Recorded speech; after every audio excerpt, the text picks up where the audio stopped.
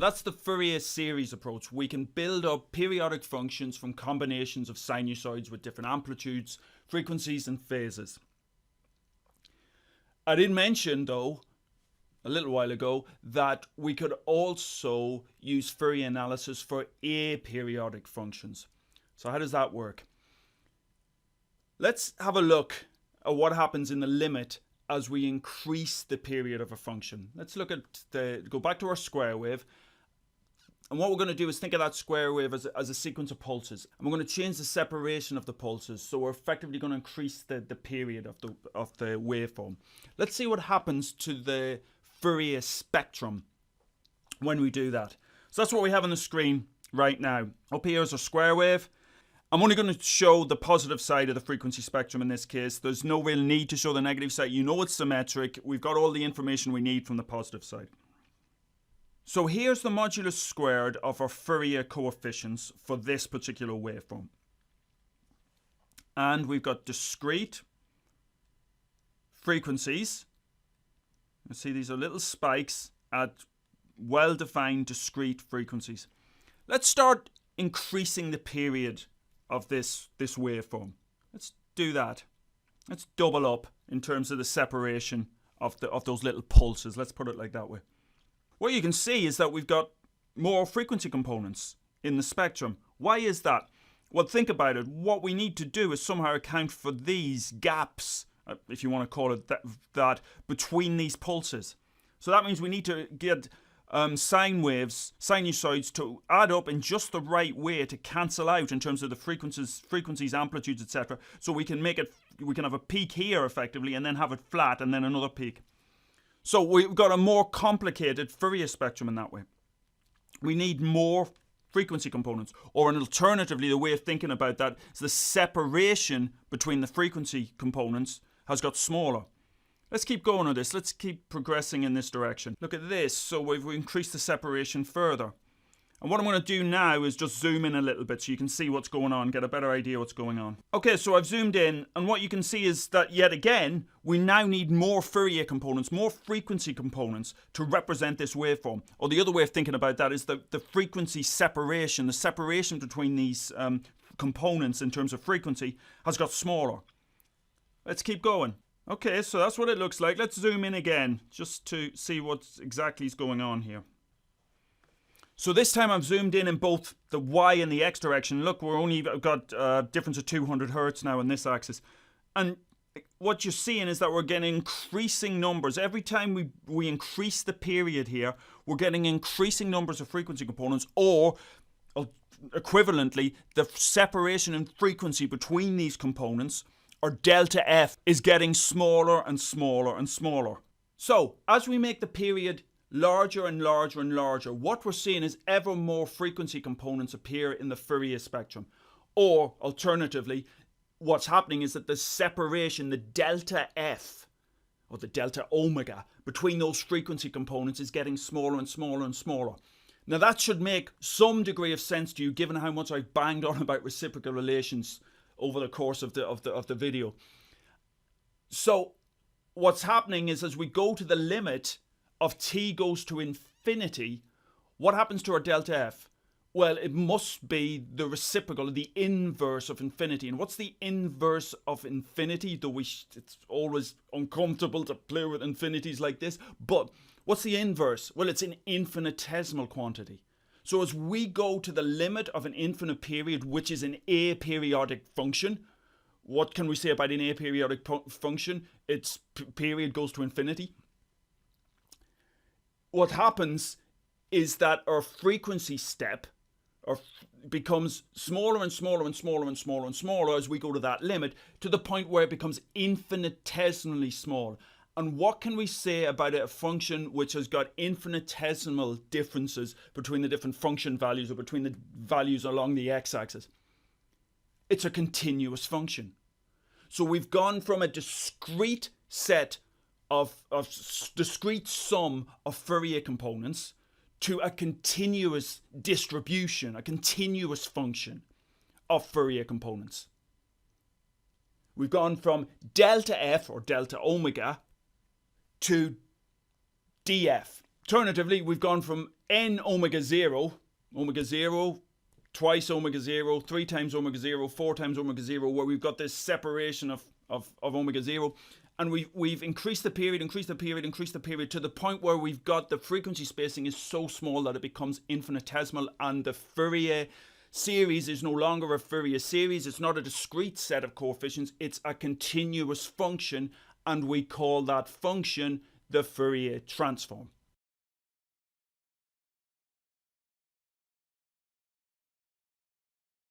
The Fourier transform, just like a Fourier series, allows us to convert or to change a representation from a representation in time to a representation in frequency. The difference is that for a Fourier transform, it handles aperiodic functions.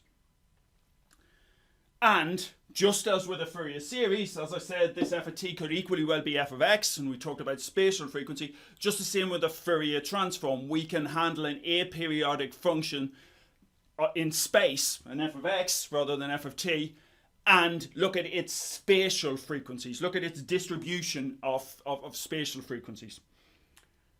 So, I've said a lot of words about a Fourier transform. What's the mathematical expression for a Fourier transform? I'm going to leave that up there. So a Fourier transform looks like this. Now, there are different ways of writing it. Let me just write it down first and then I'll explain.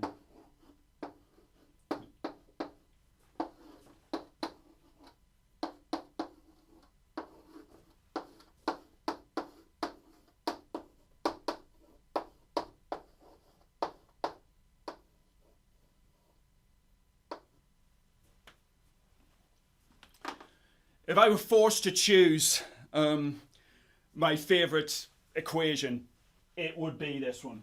It would be the Fourier transform.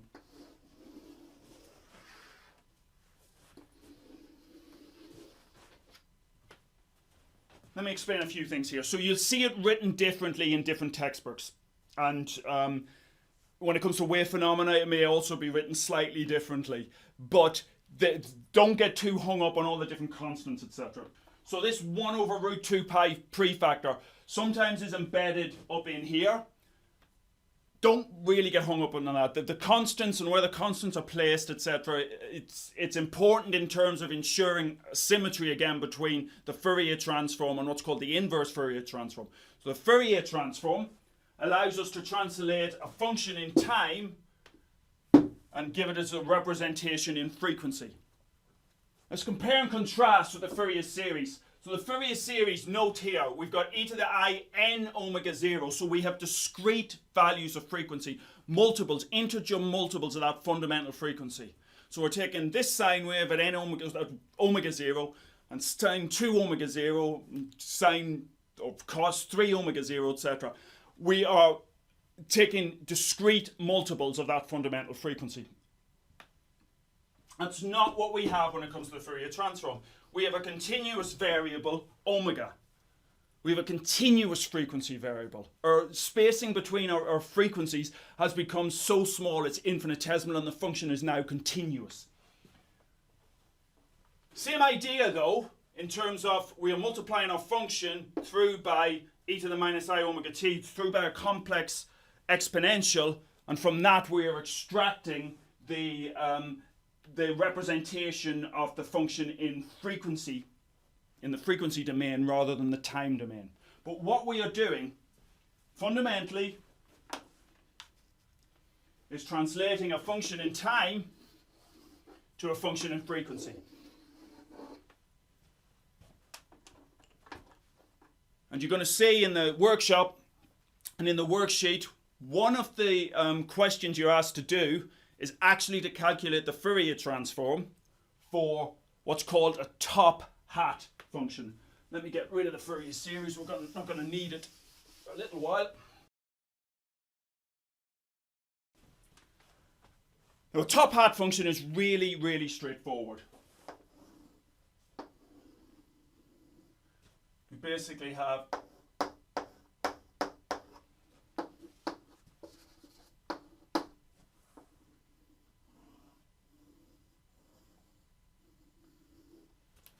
right?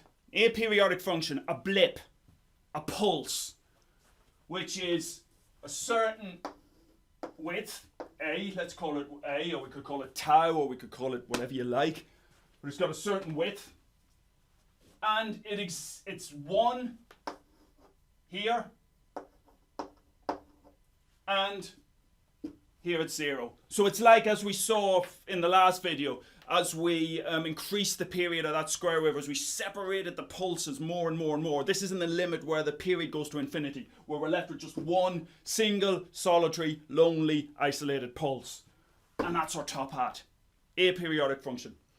Now, the top hat function is, although it's really straightforward and really simple, has a crucial role to play in very many aspects of physics, but particularly optics, and particularly diffraction, and therefore particularly the single slit experiment and the double slit experiment, because we can use this function to represent what's called an aperture function for a slit. In that, if we've got a slit, so it's got a narrow region, we're going to change this, instead of being in terms of t, we're going to change it in terms of being in terms of x, and we're going to make this so it's in terms of x. So let's think about a slit. And let's assume it looks like that. This is a hole, the rest of this is solid material. Light's not getting through. The only place the light's getting through is here. The aperture function, or the transmission function for that slit, is given by a top hat. In one dimension at least. So we just consider profile through in one dimension. You could think of a two-dimensional function, but just in one dimension. We think about here no light gets through, here all the light gets through, and here no light gets through. So that top hat function is fairly important in terms of modelling transmission through a slit. And what's incredible is, and you'll see much more of this in wave phenomena, much more of this. What's incredible is that the Fourier transform, without doing all that stuff, all that geometric stuff you'll remember from A level and possibly from last year, whereby we think about, well, what the path differences are, and we look at our angles and we think about how many path lengths this represents, and does that mean the waves are in or out of phase at this point? We don't need to do that. That's tedious enough for 1 or 2 slits. Could you imagine doing it for 100 slits? But what the Fourier transform allows us to do is to calculate directly the diffraction pattern for this particular slit. So that's of importance, not just in terms of optics, but of course essential importance when we talk about double slit experiment and thinking about just how do we model and how do we determine what our diffraction pattern is going to be. You'll find out a lot more about the top hat function in the context of optics and diffraction in the wave phenomena module later this semester. The reason I'm invoking it here or bringing it up here is because it's a really neat route into understanding the Heisenberg uncertainty principle. Now, there's still, it's improved over the last few years, but there's still some degree of misunderstanding out there as to what the Heisenberg uncertainty principle is all about. It's not, and I was taught this as an undergraduate, and it's in a lot of undergraduate textbooks from the 70s and 80s, it's not about the measurement problem. The Heisenberg uncertainty principle is more fundamental in some ways than the issue of measurement disturbing the system. There is certainly an issue with measurement disturbing the system, and we will see that at length later on in the quantum world. But that's not really the Heisenberg uncertainty principle. The Heisenberg uncertainty principle fundamentally drops out of the physics and the maths of waves. The reason I've been banging on about reciprocal relations between time and frequency and between position and momentum in the last video is precisely because of the Heisenberg uncertainty principle. And in the workshop this coming week, and also in worksheet number 2, you're asked to calculate the Fourier transform for the top hat function. This is a standard exercise in Fourier analysis, a standard exercise really in quantum mechanics as well. And it's something you should be able to do. It's well within your grasp in terms of the mathematics. You have to think a little bit about exactly how you're going to do that integral, but Mustafa and the other demonstrators are there to help you in the workshop. If you come out the other side of that workshop, it still doesn't make sense, please get in touch. It's important that you grasp the top hat function and its Fourier transform. But when you work through that, you'll find that the Fourier transform of the top hat function is something called a sinc function. Let me try and get this straight on the board. So, if we've got a Tophat function, which is a function in space, it means our Fourier transform is going to be in context of spatial frequency, which we're going to call k, and that axis is k, where it's a spatial frequency, it's wave number, 2 pi over our wavelength. And this is what a sinc function looks like.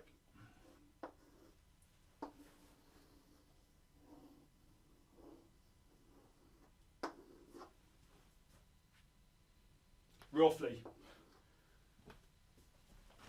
As this tails off gradually, it doesn't come to an abrupt halt. First thing to note is that actually at 0, at x equal to 0, the sinc function is 1. It's worth thinking about why that is the case. The sinc function is defined as this, sine x over x. Think about just why that would be 1. So how does this relate to the Heisenberg uncertainty principle?